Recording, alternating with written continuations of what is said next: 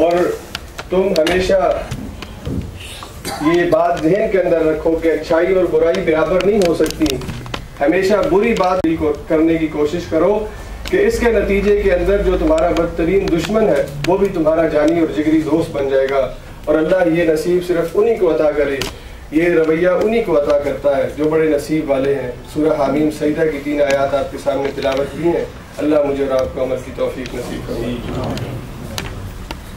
تو میں بلا تاخیر اپنے معزز مہمان مولانا حافظ حسین احمد صاحب کو اسٹیج پہ آنے کی دعوت دیتا ہوں کہ وہ آئیں اور پاکستان کی جو اس وقت موجودہ سیاسی صورتحال ہے اس کے حوالے سے جو ہے وہ اپنی گفتگو آپ لوگوں کے سامنے رکھیں.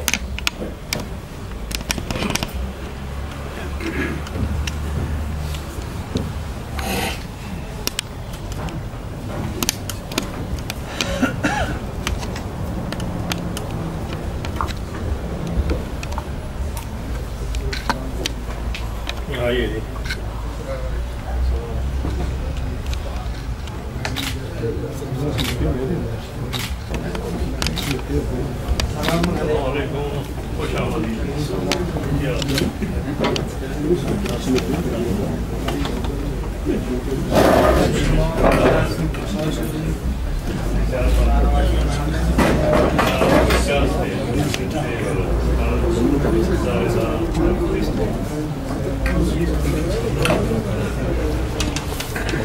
کدھر کرنا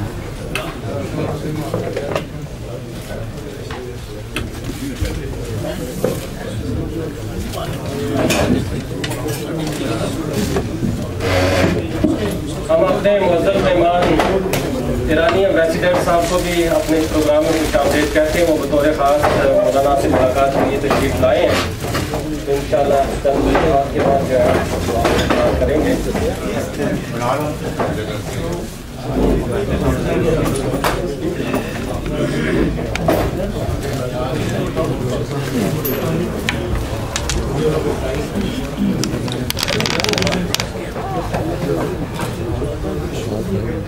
لیکن اس کو تو زیادہ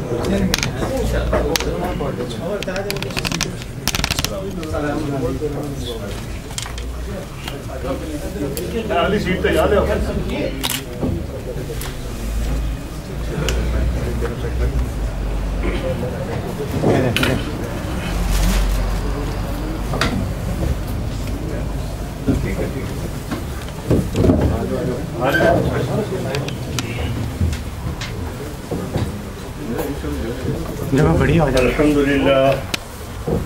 الحمد للہ وحدہ والصلاة والسلام علی من لا نبی بعدہ. اما بعد فاعوذ باللہ من الشیطان الرجیم. بسم اللہ الرحمن الرحیم. ایاک نعبد و ایاک نستعین. صدق اللہ العظیم. سبحانک لا علم لنا الا ما علمتنا انک انت العلیم الحکیم. سب سے پہلے آقا نامدار حضرت محمد مصطفیٰ صلی اللہ علیہ وسلم کی درود شریف پڑھی. اللہم صلی علی محمد و علی آل محمد قابل احترام برادر مکرم حضرت علامہ مولانا محبوب الرحمان صاحب سفیر اسلامی جمہوریہ ایران، ان کے رفقاء اور میرے ہم وطن بھائیوں، دوستوں، بزرگوں، سب سے پہلے تو میں مشکور ہوں مولانا محبوب الرحمان صاحب کا، ان کے رفقاء کا اور آپ کا کہ آپ نے مجھے وقت اپنے تشریف لا کر ملاقات کا، شرف ملاقات کا اعزاز بخشا. میرے لیے ممکن نہ تھا 48 گھنٹوں میں 24 گھنٹوں کے اندر کہ میں سب سے فرداً جا کے ملتا، حال دل کہتا، آپ کا حال سنتا. تو اکٹھے ہم بیٹھے ہیں. اللہ تعالیٰ آپ سب کو جزائے خیر عطا فرمائے. ملک سے باہر جب بھی ہمارے ہم وطن ہوتے ہیں تو ان کا جذبہ وطن کے لیے انتہائی فزوں تر اور محبت آمیز ہوتا ہے اور وہ لمحہ بلمحہ وطن کی صورتحال جاننا چاہتے ہیں، اپنے مادر وطن کے لیے پریشان ہوتے ہیں۔ میں تو کہا کرتا ہوں کہ جو جذبہ آپ حضرات کا یا دیگر ممالک میں پاکستانیوں کا ہے، اس کا 10% بھی پاکستان کے سیاستدانوں کے پلے پڑ جائے تو ہمارا ملک ناقابل تسخیر بن سکتا ہے۔ بے شک۔ لیکن آج میں آپ کو بتانا چاہتا ہوں کہ آخر وجہ کیا ہے۔ افراد وہی ہیں جو آپ بیٹھے ہیں،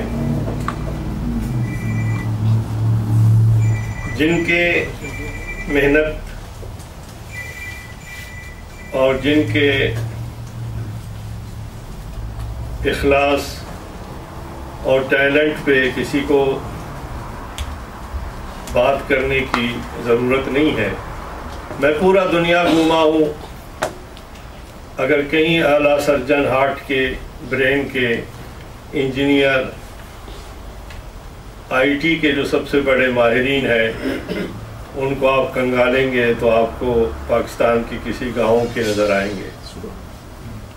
کینیڈا میں جائیں، آسٹریلیا میں جائیں، امریکہ میں ڈاکٹروں نے مجھے ڈنر پہ مدعو کیا، سینکڑوں کی تعداد میں تھے، سب پاکستانی تھے۔ آپ سب اس ملک کی تعمیر و ترقی میں مصروف ہیں، لیکن میں صرف یہ گزارش کروں گا، جو میں ایک طالب علم کی حیثیت سے، یا یہ بال سفید ہو گئے سیاست میں، میرا تعلق بلوچستان سے ہے، ایک غریب گھرانے اور علمی گھرانے اور سیاسی خانوادے سے میرا تعلق ہے۔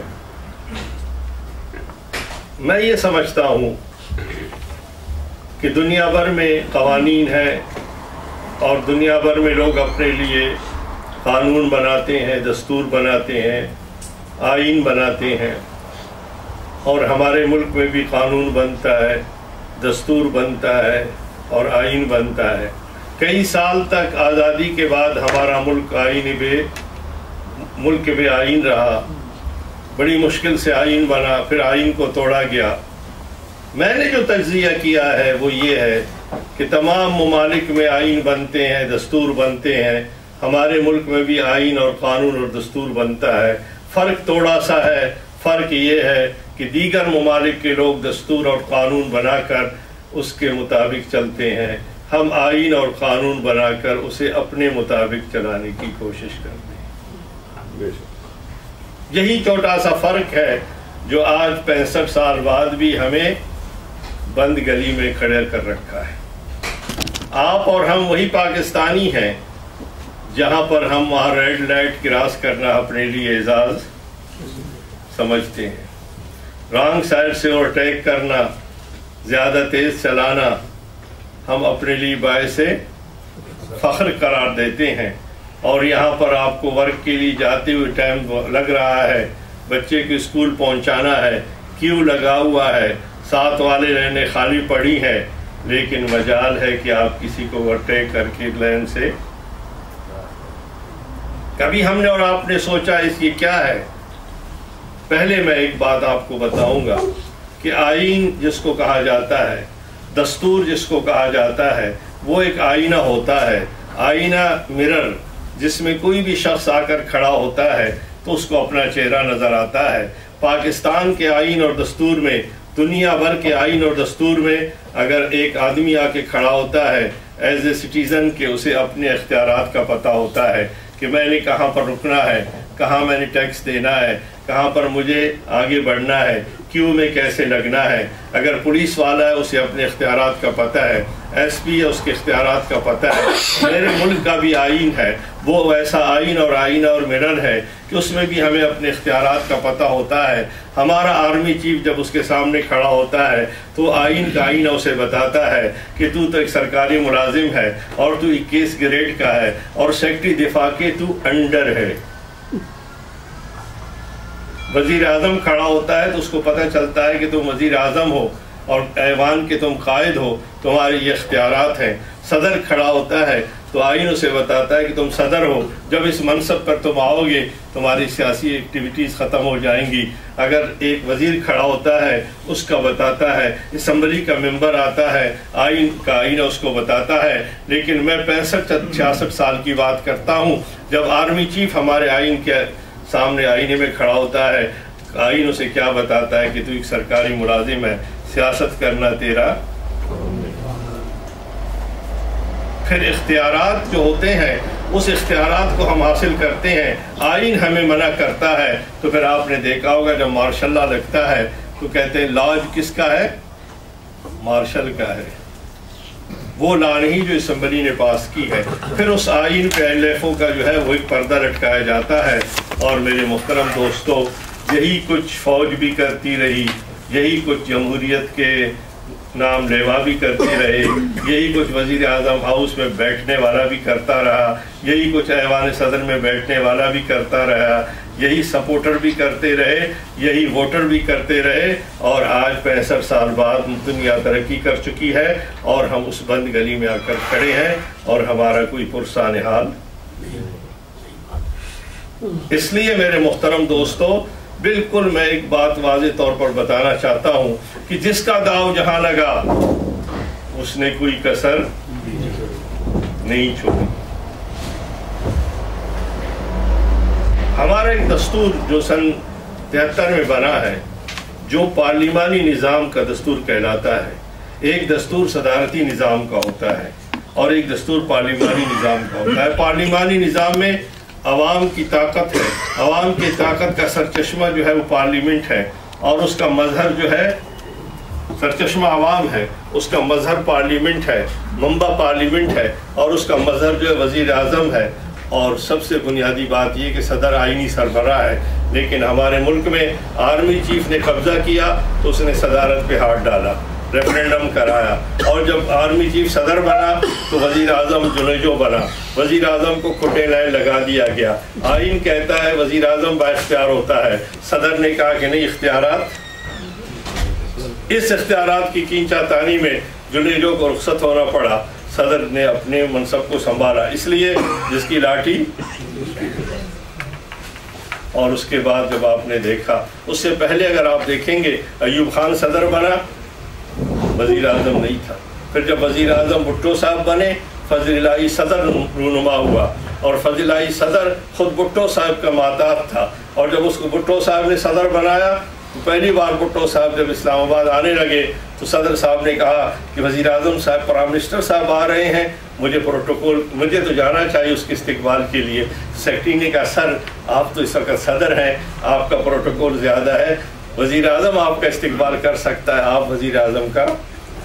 اس نے کہا اچھا وہ آپ نے بتا دیا، لیکن یہ بتاؤ کہ بھٹو صاحب ناراض تو نہیں ہوں گے اس سے۔ اور پھر صورتحال کس طرح سامنے آئی کہ وہاں ایک لطیفہ مشہور ہوا کہ جناب ایک رات کو پولیس، اسلام آباد پولیس نے دیکھا کہ ایک شخص ایک کمبل اوڑھے ہوئے چاکنگ کر رہا تھا دیوار پہ۔ جب اس نے ٹارچ جلا دیا تو وہ لکھا ہوا تھا کہ فضل الہی کو رہا کرو، اختیار اس کے پاس نہیں تھا، وہ ایوان صدر میں قید تھا۔ جب اس نے ٹارچ اس بندے پہ لگا تو صدر فضل الہی تھا۔ یہ ایک لطیفہ مشہور ہوا تھا اور اخبارات میں بھی چھپا۔ لیکن آپ تاریخ کو اٹھا کر دیکھیں، پھر ہمارے نواز شریف صاحب وزیر اعظم بنے اور انہوں نے اپنے ہی دست راست تارڑ صاحب کو صدر بنا دیا۔ اب اصولاً آئین کیا کہتا ہے کہ صدر کا پلہ بھاری ہوتا ہے، لیکن حقیقت یہ تھی کہ میاں صاحب کا پلہ وہ بھاری تھا، اور وہ بیچارہ وہاں اندر تھا، بڑا شریف آدمی تھا، شریفوں کا وزیر صدر تھا، اور شریف جو ہے وزیر اعظم تھے۔ لیکن پھر کسی نے یہ بات کی، اور جب یہ ماشاء اللہ لگ رہا تھا تو اس وقت ایک ٹی وی ٹاک میں کسی نے مجھ سے پوچھا، میں نے کہا جی ہاں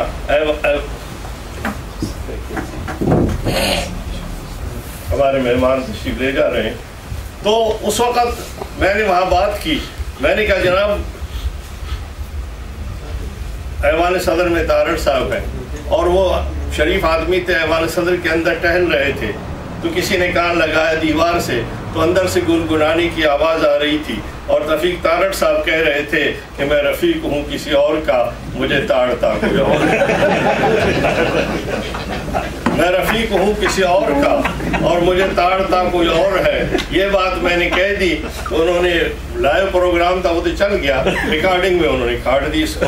اعتزاز حسن بھی میرے ساتھ تھا، کچھ اور کولیگ بھی بیٹھے ہوئے تھے، پی ٹی وی کی بات ہے۔ خیر ایک ہفتے کے بعد تارڑ صاحب کو تاڑ لیا گیا اور اس کو اتار لیا گیا۔ میں ایک بات عرض کروں گا کہ یہ کشمکش کسی اور ملک میں موجود نہیں ہے۔ ہر ملک میں آئین اور قانون کی پاسداری کے حوالے سے ہم جاتے ہیں اور پھر قوم اور ملک کے لوگ اپنا فیصلہ خود، اگر کوئی ملک یورپی یونین میں جا رہا ہے تو ریفرینڈم ہوتا ہے، قوم سے پوچھا جاتا ہے، وزیر اعظم کے لیے قوم سے پوچھا جاتا ہے، آئین کے لیے قوم سے پوچھا جاتا ہے، ہمارے ہاں بھی قوم سے پوچھا جاتا ہے، لیکن قوم سے پوچھنے سے پہلے کسی اور سے پوچھا جاتا ہے۔ ہمارا المیہ یہ ہے کہ 18 کروڑ باشعور عوام کو بیوقوف بنایا گیا تھا، بیوقوف بنایا گیا ہے اور بیوقوف بنایا جا رہا ہے۔ ہماری اسمبلی موجود، میں اس کا ممبر ہوں، سینٹ موجود، وزیر اعظم موجود۔ وزیر اعظم کون ہوتا ہے؟ جس کو پارلیمنٹ منتخب کرے۔ وزیر اعظم کون ہوتا ہے؟ جو بالغ رائے دہی کی بنیاد پر منتخب ہو جائے۔ لیکن ہمارے ہاں رات کو ہم سوتے ہیں، صبح ہم اٹھتے ہیں اور معین قریشی ہمارا وزیر اعظم۔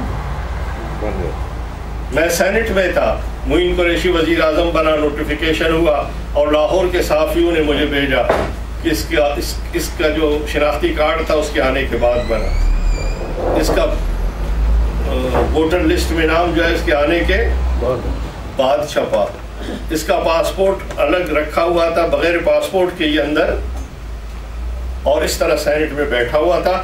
تو مجھے خیال آیا، میں اٹھا پوائنٹ آف آرڈر پر، اس وقت نور جہاں پانیجی چیئر کر رہی تھی، وسیم سجاد قائم مقام صدر بن چکے تھے، شاید آپ کو یاد ہوگا۔ تو میں کھڑا ہوا تو نور جہاں پانیجی کہنے لگی کہ آپ صاحب کیا بات ہے؟ میں نے کہا پوائنٹ آف آرڈر ہے۔ اس نے کہا کیا؟ میں نے کہا ہمارے رولز کہتے ہیں سینٹ کے کس ایوان کے اندر کوئی اجنبی آدمی بیٹھ نہیں سکتا۔ اس نے کہا کیا بات ہے؟ میں نے کہا ایک اجنبی یہاں بیٹھا ہو، اس کو باہر نکالا جائے۔ سب الرٹ ہو گئے، سارے صحافی بھی گیلری سے جھانکنے لگے، اور جو ہمارا سارجنٹ آف آرمز کے لوگ ہوتے ہیں نا، محافظ، وہ بھی الرٹ ہو گئے۔ تو نور جہاں نے اوپر بیٹھی تھی، اس نے کہا کون ہے؟ میں نے کہا یہ آپ کو نہیں کہہ رہا ہوں، میں نے کہا یہ بیٹھا ہوا ہے۔ انہوں نے سامنا سا بیٹھا ہوا بیچارہ پریشان، اس نے کہا حافظ صاحب، نور جہاں کہنے لگی حافظ صاحب یہ تو وزیر اعظم ہے۔ میں نے کہا ہمارا وزیر اعظم؟ الیکشن تو نہیں ہوئے، کہاں سے آیا یہ، کون ہے؟ وہ مجھے دیکھنے لگا، میں نے اس کی آنکھوں میں آنکھیں ڈال کر کہا، میں نے کہا کس نام سے پکاروں، کیا نام ہے تمہارا؟ وہ خاموش رہا۔ پھر میں نے کہا محترمہ، میرے ڈیسک پہ رکھا ہوا ہے نوٹیفیکیشن، اس میں لکھا ہوا ہے کہ معین قریشی کو ایز اے وزیر اعظم پاکستان، اس کا نوٹیفیکیشن جاری ہوا ہے، اور یہ میرے پاس صحافیوں نے بھیجا ہے لاہور سے، اور اس میں لکھا ہوا ہے معین الدین یا معین قریشی لکھا ہوا ہے، اور وہاں لکھا ہوا ہے ووٹر لسٹ میں معین الدین قریشی، اور یہ اس کا شناختی کارڈ ہے معین الدین احمد قریشی۔ میں نے کہا 3 ہے، کس نام سے میں اسے پکاروں؟ اور میں نے کہا کہ اس کی والدہ کی قبر کو تلاش کر کے اس پہ کتبہ لگا دیا گیا ہے۔ وہ جواب نہیں دے سکا۔ اس لیے میرے محترم دوستوں، پھر کیا ہمارے ہاں انتخابات ہوئے اور ایک اور وزیر اعظم نہیں آیا پرویز مشرف کے دور میں؟ آیا تھا نہیں آیا تھا؟ یہی بات ہے، یا تو کبھی باہر سے لوگ آتے ہیں یا کبھی فیصلے ہمارے باہر ہوتے ہیں۔ کیا 2007 میں جب اسمبلی بیٹھی تھی، کیا اس وقت وزیر اعظم موجود تھا؟ اس وقت صدر موجود تھا، اگرچہ پرویز مشرف تھا، لیکن فیصلہ کیا پاکستان میں ہونا تھا؟ نہیں دوستو، فیصلہ آپ کا ہوا کہاں پر؟ ابو ظبی میں ہوا۔ ابو ظبی میں کون بیٹھے تھے؟ ایک ٹیبل رکھا ہوا تھا، اس ٹیبل کے اس طرف 3 کرسیاں رکھی تھی، ایک میں پرویز مشرف بیٹھے تھے، दूसरे पे मोहतरमा बेनज़ीर भुट्टो मरहूमा बैठी थी, और तीसरे पर इशफाक परवेज़ कियानी जनरल साहब बैठे थे। इस वक्त आर्मी चीफ है, इन्होंने फैसला किया। किसका फैसला किया? अबू ज़ुबई का किया, उसकी बादशाहत का किया, उनकी तिजारत का किया? नहीं, अबू ज़ुबई में बैठकर पाकिस्तान के मुस्तक़बिल का फैसला किया कि 2008 में इलेक्शन किस तरह होंगे, सदर कौन होगा, वज़ीर आज़म कौन होगा। एक साल पहले अगर आपके मुस्तक़बिल का फैसला मुल्क से बाहर होता है और उसके बाद एक खाका बनाया जाता है और फिर खाके में रंग भरा गया 2008 में। लेकिन ये एक रिकॉर्ड पर है कि मोहतरमा को कहा गया था कि आप नहीं आएंगे इलेक्शन में, और जब मोहतरमा को पता चला कि मेरे साथ हाथ हुआ है तो अक्टूबर में वो आई, उस पर हमला हुआ, वापस चली गई। उसके बाद जब दोबारा परवेज़ मुशर्रफ ने चीफ जस्टिस को अरेस्ट किया और आइन को मुअत्तल किया, तो 3 नवंबर को आपको याद होगा कि मोहतरमा बेनज़ीर भुट्टो दुबई से आई और उसने प्रेस कॉन्फ्रेंस करके कहा कि NRO के मुआहदे से मेरा कोई ताल्लुक नहीं। क्या उस ताल्लुक के इनकार के बाद उसको उसकी सज़ा दी गई या नहीं? उसको उसकी खुलेआम सज़ा भी दी गई, और फिर 5 साल उस मुआहदे में लिखा हुआ था कि 5 साल पूरे करने हैं आपने। हम कहते हैं कि जरदारी साहब का कमाल है कि उसने 5 साल पूरे किए। 5 साल पूरे करना जरदारी साहब का कमाल नहीं था, 5 साल पूरे करना मुआहिदा करने वालों का। इसलिए मेरे मोहतरम दोस्तों, लेकिन उम्मीद पे दुनिया ज़रा नम हो ये मिट्टी बहुत सरखेज़ है साकी। अल्लाह करे कि हमारे फैसले का हक हमें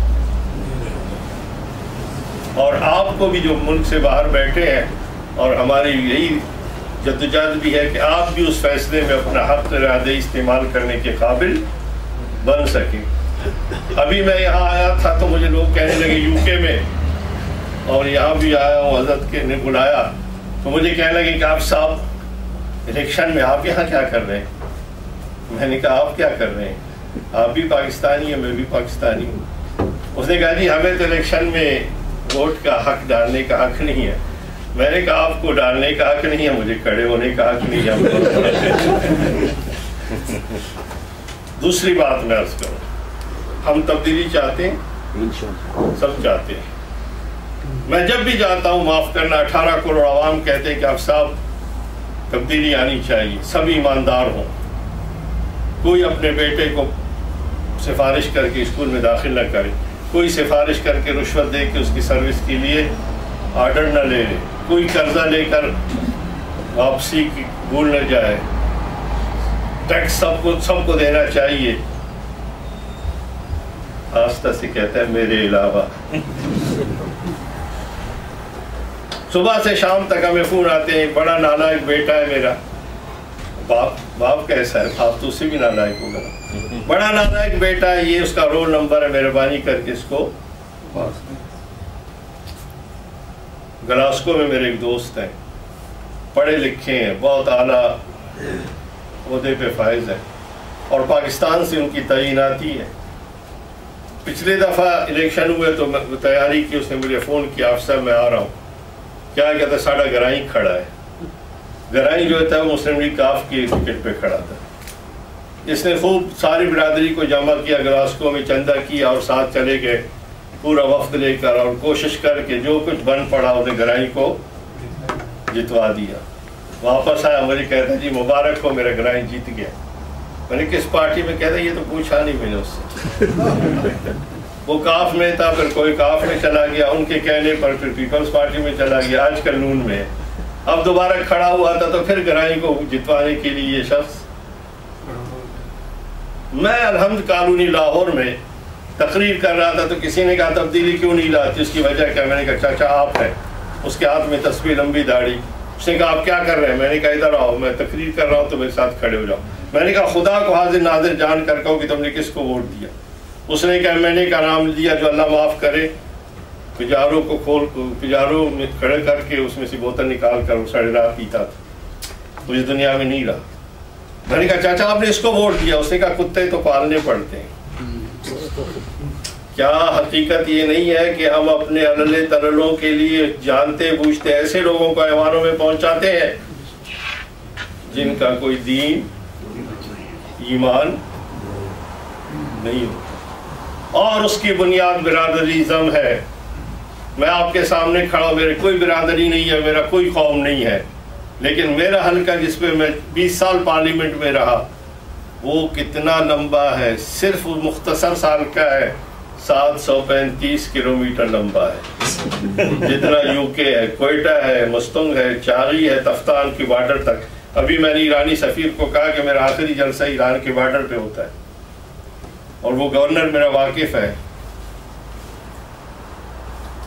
میرا کوئی بھی برادری نہیں ہے، کوئی میرے پاس مکان نہیں ہے، 20 سال پارلیمنٹ میں رہا، آج بھی مدرسے کے مکان میں ہوں، لیکن وہ سلام کرتا ہوں میں دیہات میں رہنے والوں کو، پہاڑوں میں ان چرواہوں کو، سردار ان کے پاس آتا ہے، بیٹھتا ہے، وہ کہتا ہے سردار صاحب حاضر، ہم تو کیا چاہیے اس کے لیے دمبا ذبح کرتے ہیں، کہتا ہے ہم خون چاہیے، خون دینے کے لیے تیار ہے۔ سردار کہتا ہے تمہیں پتہ نہیں میں الیکشن میں کھڑا ہوں، وہ کہتا ہے جی الیکشن میں تو ووٹ حافظ حسین احمد کا ہے۔ سبحان کیا ہمارا پڑھا لکھا پنجاب جس کی کیا وہ برادری سسٹمزم کو ختم کرے گا؟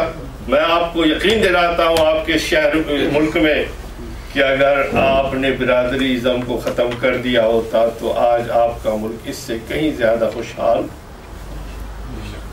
صرف میرے حلقے میں سیندک پروجیکٹ میں ایک پہاڑ سے 1 ٹن سالانہ سونا نکل رہا ہے۔ ٹن جانتے ہو کتنا ہے؟ ہمیں کہا جاتا ہے کہ آپ غریب ہیں، آپ بالکل بے بس ہیں، اور آپ ہمارے دست نگر کو دیکھ رہے ہیں، اگر ہم آپ کو مدد نہ دیں تو آپ زندہ نہیں رہ سکتے۔ آپ مجھے بتائیے کہ ریکو ڈیک میں سونے کی مقدار اس سیندک سے 10 گنا زیادہ ہے، جہاں یورینیم کی مقدار بہت زیادہ ہے، جہاں تانبا ہے، جہاں سونا ہے، جہاں چاندی ہے، جہاں ماربل ہے، اونیکس ماربل ہے، جہاں کرومائٹ ہے، جہاں بیرامائٹ ہے، جہاں گیس ہے، جہاں پیٹرول ہے، اور ریکوڈک میں بلوچستان کا صوبہ جو آج مضطرب ہے، تڑپ رہا ہے، اس کے لیے 2%، 2%، اور وفاق کے لیے 20%۔ کتنے ہو گئے؟ 100 میں سے 22 نکال دو، 78% ان لوگوں کو جو نکال رہے ہیں۔ کوئی بھی بے رحم سے بے رحم انسان بھی کسی اور ملک کے ساتھ ایسا نہیں کر سکتا۔ اس لیے میرے محترم دوستو، یہ تو تھا ہمارا ماضی، حال تو آپ کے سامنے بے حال ہے، مستقبل پہ امیدیں لگی ہوئی ہیں، اور میں کہا کرتا ہوں کہ آج بیرومیٹر ہے۔ کل پرویز مشرف بیٹھا ہوا تھا، اس کی صدارت کے لیے NRO بنا، آج وہ جیل میں ہے۔ میری بات سمجھ رہے ہو؟ ہمارے لیے بیرومیٹر یہ ہے کہ اگر وہ انصاف کے تقاضوں کو پورا کیے بغیر ریمنڈ ڈیوس بن کے جائے گا واپس، تو پھر NRO 2 ہو چکا ہے۔ سمجھ رہے نہیں؟ پھر NRO 2 ہو چکا ہے، اور اگر انصاف کا بول بالا ہوگا تو پھر ہم فیصلے کرنے کے خود قابل۔ اس لیے میرے محترم دوستو، حالات نئی کروٹ لے رہے ہیں، دنیا بدل رہی ہے، آپ کی اہمیت بڑھ گئی ہے، آپ کے وسائل ابھی تک موجود ہیں، اور ان وسائل کو کون کس طرح کس انداز میں بروکار لائے گا، صرف آپ کی نہیں، ابھی میں خطبہ جمعہ میں بھی کہا، عالم اسلام کے وسائل غلامی مصطفیٰ صلی اللہ علیہ وسلم کی وجہ سے ہمارے قدموں تلے ہمارے ممالک میں موجود ہے۔ افغانستان کا مسئلہ تھا، نواز شریف صاحب وزیر اعظم تھے، رمضان میں مجھے فون کیا کہ بھائی ہم چلتے ہیں، ہم گئے سعودی عرب میں 3 دن رمضان شریف میں، ہم نے ایک معاہدے پہ یاد ہے آپ کو دستخط کیا تھا، اس وقت خانہ کعبہ کا دروازہ کھلا، ہم سب اندر چلے گئے، اور وہاں پر ہم نے حلف اٹھایا، باہر نکلے حلف بھول گئے، معاہدے پہ دستخط ہوا، فہد نے اللہ اس کی مغفرت کرے دستخط کیے، میرے ساتھ بھی ایک اسی طرح بیٹھے ہوئے تھے، سحری کے بعد یہ سارا واقعہ ہوا، خانہ کعبہ کے ساتھ جو بہت بڑی بلڈنگ ہے قصر سلطانی، اس میں تھے ہم لوگ، تو میرے ساتھ ایک وزیر بیٹھا ہوا، تو انہوں نے ہر ایک آدمی کے ساتھ، ایک پاکستانی تھا، ایک بلور صاحب تھے، شجاعت تھے، سب لوگ تھے، ایک بہت بڑا جہاز بھر کے ہم گئے تو میرے ساتھ تھا، میں نے عربی میں سے بات شروع کی تو مجھے خیال آیا، میں نے اس کو عربی میں کہا، میں نے کہا شیخ میں نے کہیں پڑھا ہے کہ مدینہ منورہ کی جو پہاڑ ہے اس میں سونا ہے، لبریز ہے سونے سے. اس نے کہا نام ہم نے بھی سروے کیا. تو میں نے کہا حضرت پھر کیا کر رہے ہو؟ اس نے ایک عجیب جواب دیا. اس نے کہا کہ جی یہ تو ہم نے برے وقت کے لیے رکھا ہے. تو میرے منہ سے نکلا کہ اس سے بھی برا وقت ہمارے اوپر اور آ سکتا ہے کہ ہمارا قبلہ اول ہمارے ہاتھ میں. اس لیے میرے محترم دوستو حالات بدل رہے ہیں. دعا فرمائے 14 آ رہا ہے، 13 میں 3 میں ہے. کہتے ہیں ہمارے ہاں کہ یہ 3 میں ہے اور 13 میں بھی ہے. 3 13 میں ہے. ایک تو چلا گیا وزیر اعظم، باقی 3 ٹرائکا موجود ہیں، صدر، آرمی چیف، چیف جسٹس.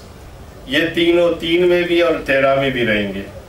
13 کے بعد یہ نہ 3 میں ہوں گے نہ 13 میں ہوں گے. آنے والے جو 3 ہیں دعا کریں اللہ تعالیٰ اچھے آدمی لائے تاکہ ہمارے ملک کی جو نیا ہے اس کو پار لگایا جا سکے. اور یہ سارا کا سارا دار و مدار اس سال کے اینڈ کے بعد ہوگا. آپ کی دعائیں، آپ کا اخلاص ہمارا ساتھ ہوگا. انشاءاللہ ملک آگے ترقی کرتا رہے گا. اللہ تعالیٰ نے ہمیں کہا کہ آپ ہماری طرف رجوع کریں. ہم آج بھی کہتے ہیں ایاک نعبد و ایاک نستعین. اے اللہ ہم آپ سے ہی مدد چاہتے ہیں، آپ کی عبادت کرتے ہیں اور آپ سے ہم التجا کرتے ہیں کہ ہماری راہیں آسان کریں، ہماری قیادت بہتر کریں، ان کو اپنے پاؤں پہ کھڑے ہونے کی توفیق عطا فرمائے. اور اللہ رب العزت ہمارے ایٹمی صلاحیت کو ہمارے لیے اور اسلام کے لیے موجب باعث بنائے.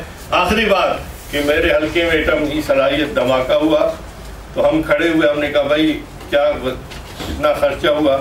کہا تو نہیں گیا، ظاہر ہے کہ کروڑوں ڈالر کا نسخہ تھا، خرچہ ہوا. تو ہمیں کہا گیا کہ ہم نے اس لیے ایٹم بم بنایا کہ ایٹم بم ہماری حفاظت کرے گا. وقت بدلا، میں پھر پارلیمنٹ میں تھا، پھر ہم جھک گئے، فون پہ سجدے میں پڑ گئے. تو میں نے کہا کیا کیا گیا؟ تو وزیر دفاع نے کھڑے ہو کر کہا کیا وسا مجبوری تھی، ایٹم بم کو بچانا تھا.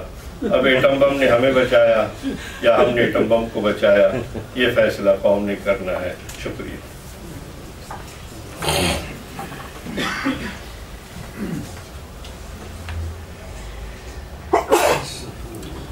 دیکھیں جی، جہاں تک ہندوستان کا تعلق ہے، ہمارے یہاں ایک لطیفہ ہے کہ ایک کنویں میں کتا گرا تو بیچارے نے جا کے دیہاتی نے پوچھا کہ جناب ان سب کتا گرا ہے کیا کریں؟ تو اس نے کہا کہ بھائی پانی نکال دو سارا. تو دیہاتی نے جا کر پانی نکال دیا. پھر آیا اگلے دن، اس نے کہا جی بدبو نہیں جا رہی. اس نے کہا بھائی پورا پانی نکال دو. ان کی اب جو جمع تھا وہ بھی نکال دیا. پھر آیا، اس نے کہا کتا، اس نے کہا کتا موجود ہے. میں انڈیا گیا، وہاں جالندھر میں بہت بڑا پروگرام تھا، سکھ برادری بھی تھی ہمارے بہت سارے. ایک MLA تھے ہمارے لاہور کے، چودھری منظور صاحب، قصور کے وہ جانتے ہیں شاید آپ، وہ بھی تھے، دوسرے تھے. تو اصل مدعا جو ہے، مدعا کہتے ہیں جھگڑے کو ہندی میں. ادھر جب ہم گئے تو وہاں پر صدارت کر رہے تھے کشمیر کے وزیر. تو میں نے اس کو کہا کہ اصل جو جھگڑا ہے وہ کشمیر، ہمارے جو تعلقات بگڑے ہیں وہ کشمیر کا ہے. ہم بس چلائیں، بے بس رہیں، طائفے بھیجیں، طوائف بھیجیں، مسئلہ حل نہیں ہوگا جب تک کہ کشمیر کا مسئلہ بنیادی طور پر اقوام متحدہ کے قراردادوں کے ذریعے. جب شروع میں 88 میں ہم پارلیمنٹ میں تھے تو ہم جب جاتے تھے دیگر ممالک تو ہمیں بریفنگ دیتی تھی وزارت خارجہ کی، جی وہاں جا کر دیگر پارلیمنٹرین سے آپ بات کریں اور ان کو آمادہ کریں کہ وہ انڈیا سے تجارتی تعلقات ختم کریں. ہم جا کے سر کپاتے رہے. سعودی عرب بھی بات کی ہم نے، قطر بھی بات کی، مختلف ممالک میں گئے. اب جب ہم گئے تو انہوں نے کہا بھائی پہلے جو تم بات کر رہے تھے اب تو تم خود ہی تجارت کے پینگے. لیکن ہم یہ سمجھتے ہیں کہ لڑائی مسئلے کا حل جھگڑا نہیں ہے. ہر چیز کا حل جو ہے وہ مذاکرات ہے، اور مذاکرات بھی تب ہوں گے جب پلہ بھاری ہوگا. اگر ایک طرف جمہوریت ہوگی ایک ملک میں اور دوسری طرف آمریت ہوگی تو پھر پلہ برابر نہیں ہوگا. دوسری بات یہ کہ ہمارے آئین میں کشمیر کو ایک الگ ملک کے طور پر رکھا گیا، انڈیپینڈنٹ. اس کا صدر الگ ہے، وزیر اعظم الگ ہے، سپریم کورٹ الگ ہے. جبکہ انڈین آئین میں جو ہے نا کشمیر جو ایک صوبہ ہے، پرامس ہے، اس میں ایک وزیر اعلیٰ ہے، گورنر ہے. اس لیے اگر اس کا فیصلہ ہوتا ہے تو ان کو اپنا آئین کو توڑنا پڑے گا. اس لیے میں سمجھتا ہوں کہ کشمیر کے معاملے کے حوالے سے اب تک جو کشمیر کے مسئلے کو زندہ رکھا ہے تو ہم نے نہیں، کسی اور نے نہیں، کشمیریوں نے قربانی دے کر رکھا ہے. اور کشمیر کے مائنس کوئی بھی معاملہ مستقل بنیادوں پر ہندوستان کے ساتھ دوستی کا بن نہیں سکتا اگر اس کو آپ مائنس کریں گے. بسم اللہ الرحمن الرحیم. جس طرح محترم ناظم صاحب نے اعلان فرما دیا ہے، اتوار والے دن انشاءاللہ آپ سے بات ہوگی. ابھی محترم حافظ صاحب نے بھی کہیں اور بھی پہنچنا ہے، دیر ہو رہی ہے. آپ بھی دوست جو ہیں وہ جمعے کے لیے تشریف لائے تھے تو ابھی تک یہاں بیٹھے ہوئے. ریفریشمنٹ بھی موجود ہے، میں درمیان میں جو سینڈوچ بننا نہیں چاہتا. انشاءاللہ سنڈے کو آپ سے بات ہوگی. ابھی دعا سے اختتام کرتے ہیں. اللہم صلی علی سیدنا مولانا محمد مبارک وسلم علیہ. ربنا آتنا فی الدنیا حسنہ وفی الآخرۃ حسنہ وقنا عذاب النار. سبحانک اللہم وبحمدک نشہد ان لا الہ الا انت نستغفرک ونتوب الیک. اللہم صلی علی سیدنا مولانا محمد مبارک وسلم علیہ. صلاۃ سلام کثیر کثیر برحمتک یا ارحم الراحمین. جزاک اللہ.